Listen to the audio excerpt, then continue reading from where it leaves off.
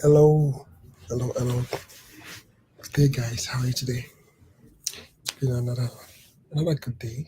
Yeah, another good day, and a fitting close to the week.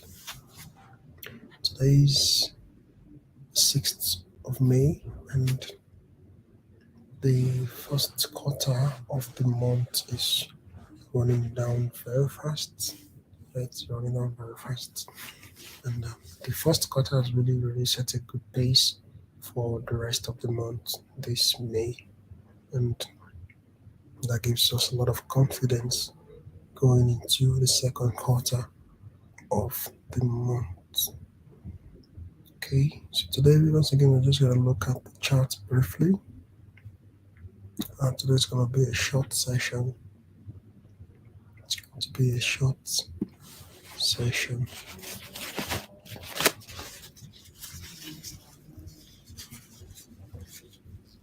Oh, okay. Thank you guys. I think it's your lucky time, your lucky day.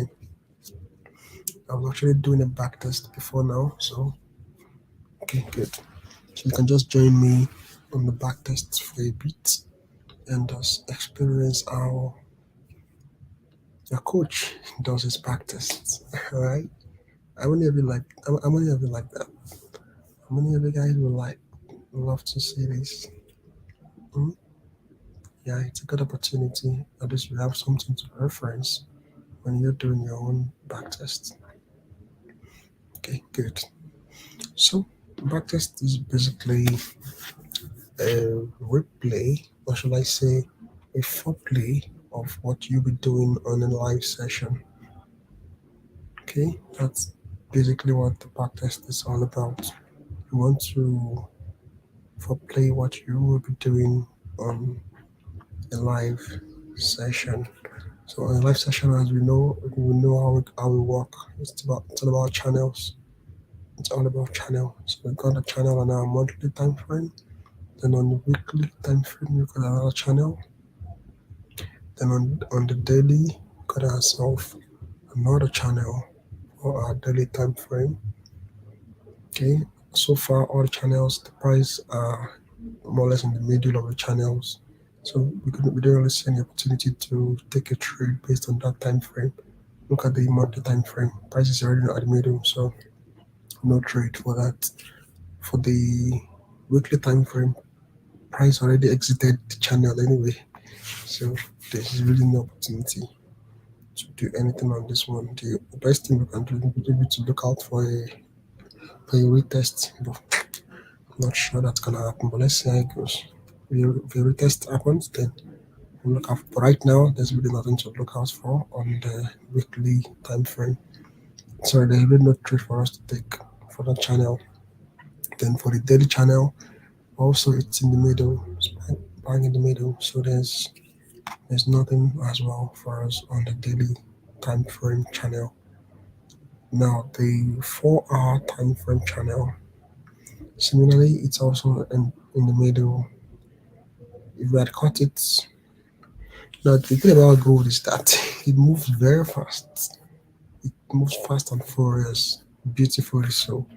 So sometimes you may want to anticipate better and set spending orders. Because imagine, okay, let me show you what I'm talking about. Now, at this time, on this candle, look at the price at the middle of the channel, right? We'll be considering, oh, okay, it's still at the middle, no trade for us. But see what happens in the next 4 hours. Before we could say Jack Robinson, look at it, it came all the way to our limit and responded. So if we had anticipated that, you know, seeing that, okay, it already made contact with the upper channel, so the next channel will be the lower channel, right? Then also this price is at the lower side of the channel, so we can have set a pending order at this point in case we are not around when the move happens. So our pending order will be set and we can leverage that opportunity. Now our pending order would have looked something like this.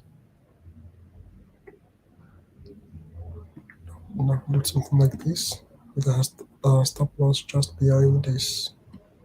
Okay, then our take profits one would be See what our take profit one would be.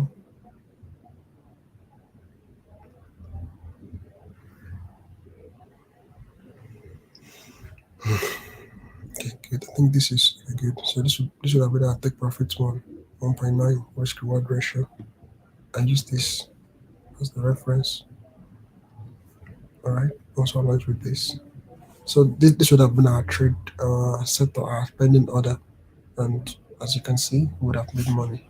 So the point is that now the trade is in the middle, right? But price can move very fast in gold, and if we don't set pending orders, we end up missing some sweet moves that we could have made money with easily, easily. So that's one thing to have in mind. There's one thing to keep in mind. Okay, so 4 hour it's in the middle. There's really no trade for us at this time. We just made contact with the lower end, so I will probably will not set a pending order for that. And for the upper end, it is still not in the area at all. It's still in the lower side of the channel. So I may want to hold on for it to get to at least the upper side of the channel before setting my order for the lower channel. Right? Okay. Let's see what happens. So that's that for the 4 hour channel. Then for the 1 hour channel, let's set our channel for this one now because prices.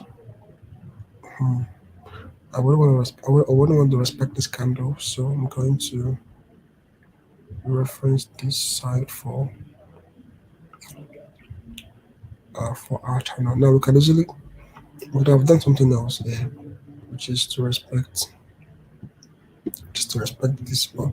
Price already broke out of it, and this I don't really want to work with the past. I want to work with the future, or at least the present. So in the spirit of wanting to work with the present, let's keep our channel as this. Our 1 hour channel is green.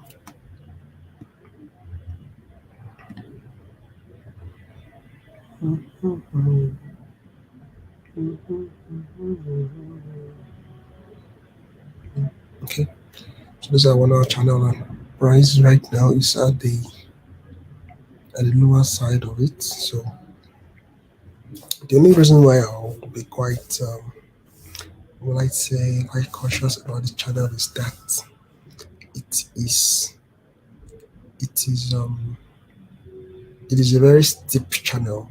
It's a very steep one, so I may not be as comfortable with it as I would have been if it was not this steep. So I think I'm going to let this one go. I'm going to let this one go and allow the market to settle down to an extent before taking a decision, or are we looking out for a lower time frame channel to take a decision to take a trade. Then another reason why I wouldn't take a trade on this channel, even though it's at the lower side, is because it has broken the lower line slightly. It has broken the lower side slightly already. So yeah, that has already been violated. Let's see what the 15 minutes has for us.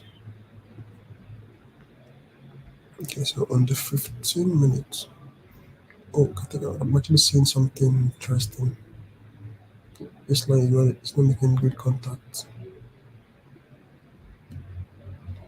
Okay, guys, I think we could have something on our hands here. I think we might just have something on our hands here. Let's. I think we. Okay, good. So let's see. I'm just trying to.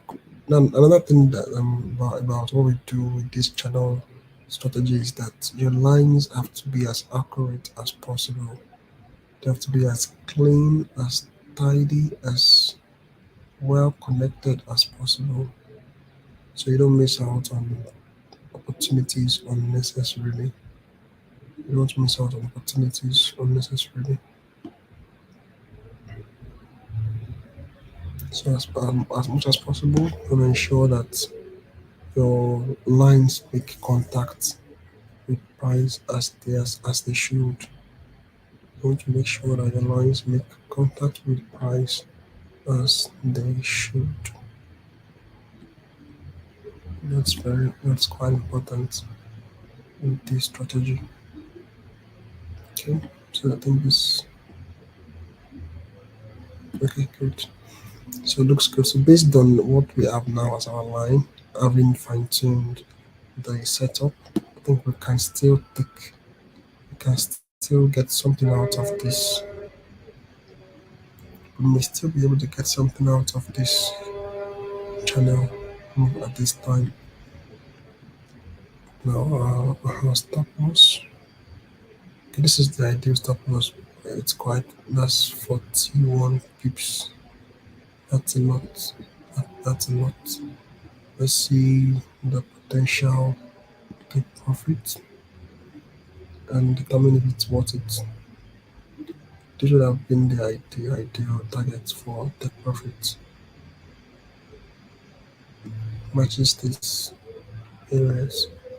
That would have been my ideal target, and because of that, I think I'm going to have to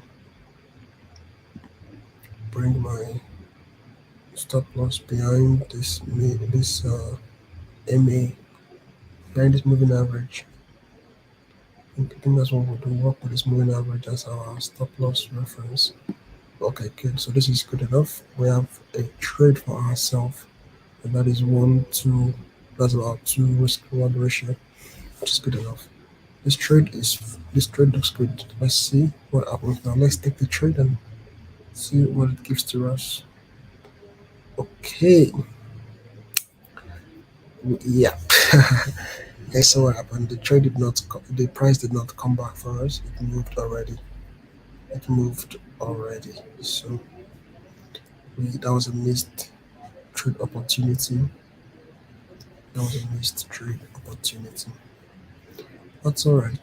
So I mean, if we had okay, actually, if we had cut this earlier, we still might not have even cut it, or maybe we would have. Maybe we would have.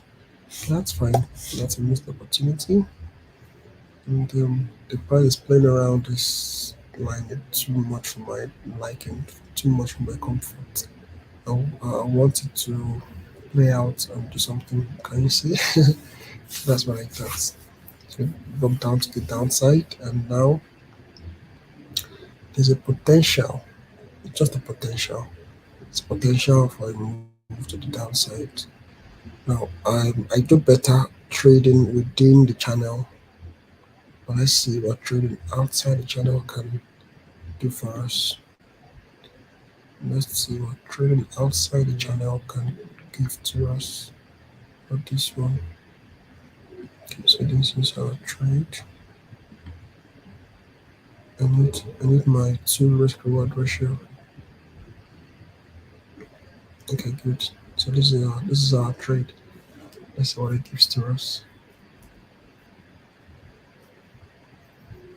Okay, so that was a lesson.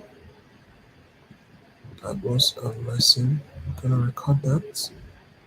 Aha, and I see my notes. Okay, I guess not. I didn't share my window. Okay, so give me a second to record that trade. The record is basically the biggest part of your backtest. If your backtest, you just backtest without taking records, so it's more or less a waste. It's more or less a waste. It's the record that you take while doing the backtest that is actually going to help you and take your trade to the next level. That is very important. Very important. Right, I think I've gotten some value so far. Because you guys have had a bit of an idea of how I do my backtest, and let's see how many of you will be able to pick something out of this and help yourselves with. I'd like to see how many of you guys will be able to pick something out of this and re-implement, reapply, practice on your own, and bring out something positive from it.